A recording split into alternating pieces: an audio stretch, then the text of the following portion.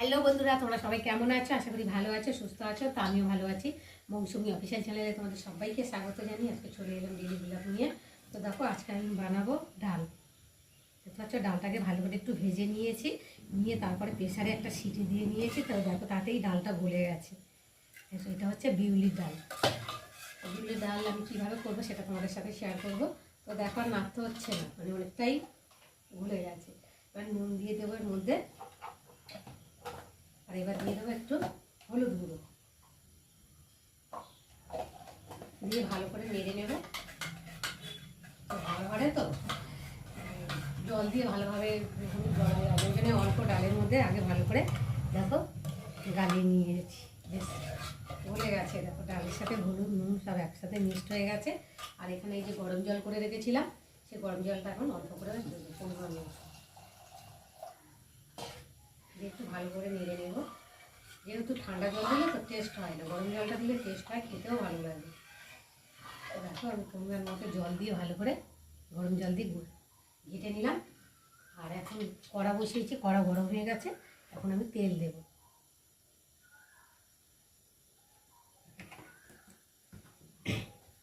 তেলটাও গরম হয়ে এসেছে, কড়াটা যেহেতু অনেকক্ষণ বসানো হয়েছে। আর এখন আমি দিয়ে দেবো শুকনো লঙ্কা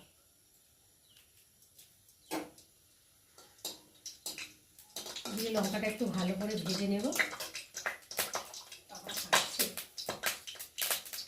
আমার খুঁটিতে জল জল ছিল হয়তো, ভালো করে মোছা হয়নি, তার জন্য। যাই হোক, ভালো করে ভাজা হয়ে এসছে। আর এখন দিয়ে দেবো মৌরি।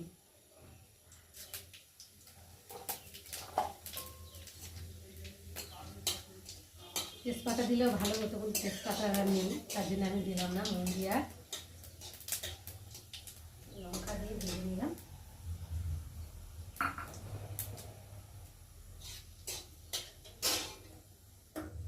এবার দিয়ে দেবো একটু আদা বাটা।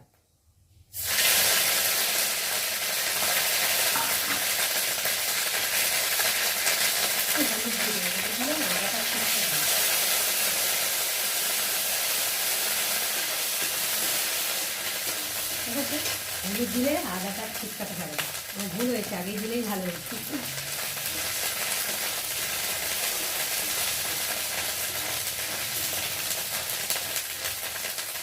এত ভালো করে ভেজে নিয়েছি। আর এবার দিয়ে দেবো একটু জিরে দিয়ে।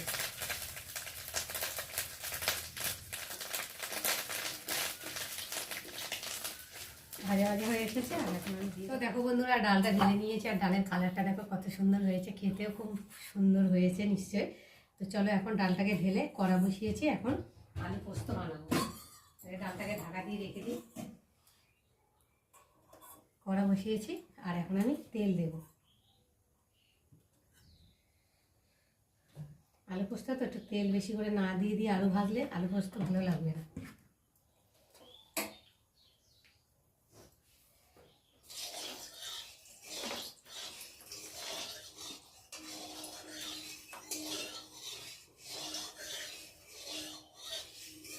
আলু পোস্ত করার সময় ফোড়নে তোমরা কী দাও তো জানি না, আমি তো কিছুই দিই না, শুধু ভেজে নিয়ে আলুটাকে তারপর পোস্ত দিই।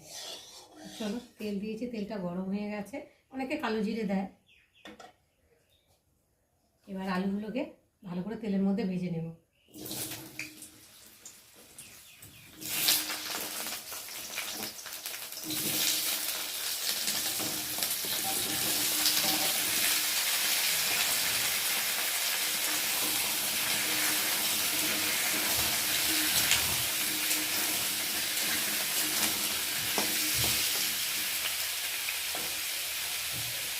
দেবো পরিমাণ মতো নুন,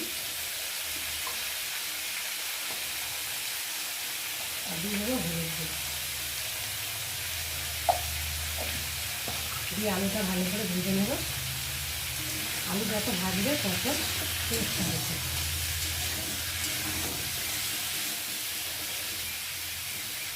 আলুটা ভালো করে, আলুটা বেশ লাল লাল করে ভেজে নিয়েছি, দেখতে পাচ্ছ। এই দেখো, ভাজতে ভাজতে তো আলুটা প্রায় গুঁড়েও এসেছি।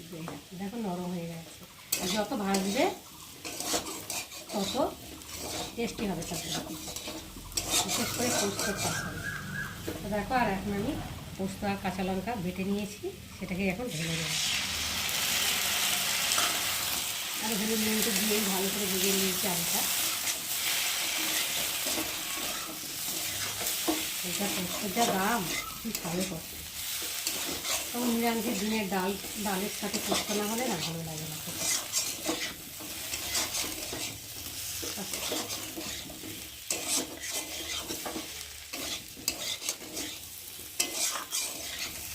দেখো ভালোভাবে কষিয়ে নিয়েছি।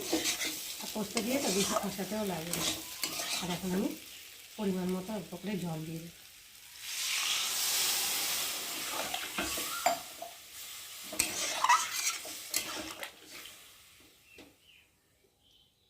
যেহেতু আলু গলে গেছে ওই জন্য বেশি জল দিলাম না, শুকনো শুকনো করবো ডাল দিয়ে খাওয়ার জন্য। আর এখন আলু পোস্ত তৈরি হয়ে গেছে, দেখো ঝোলটা অনেকটাও শুকিয়ে গেছে, মাখো মাখো মতো হয়ে গেছে। আর আলুটা একদম মোমের মতো এই দেখো গলে গেছে। আর নামাবার আগে একটু স্বাদ মতো চিনি দেবো, চিনি দিলে স্বাদ হয়, খেতে ভালো লাগে। নিরামিষ যে কোনো তরকারিতে চিনি একটু করলে তো তার টেস্টটা একটু অন্যরকম লাগে খেতে।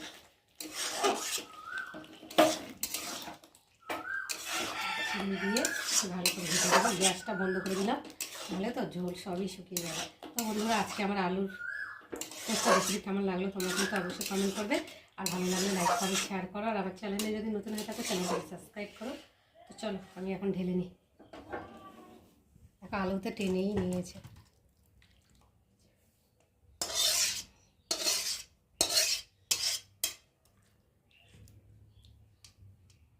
তো বন্ধুরা, দুপুরে খেতে বসলাম, ভাবলাম তোমাদের সাথে শেয়ার করি। তো চলো আজকে বৃহস্পতিবারে কী কী হয়েছে ফার্স্টে দেখাই। গরম ভাত, আর এখানটা রয়েছে আলু পোস্ত, আর এখানটা রয়েছে বিউলির ডাল, আর এখানটা রয়েছে কুলের চাটনি, আর তার সাথে রয়েছে পাঁপড় আর বেগুনি।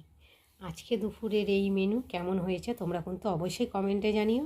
আর ভালো লাগলে লাইক কমেন্ট শেয়ার করে দিও। আর আমার চ্যানেলে যদি নতুন হয় থাকে চ্যানেলটাকে সাবস্ক্রাইব করে দিও।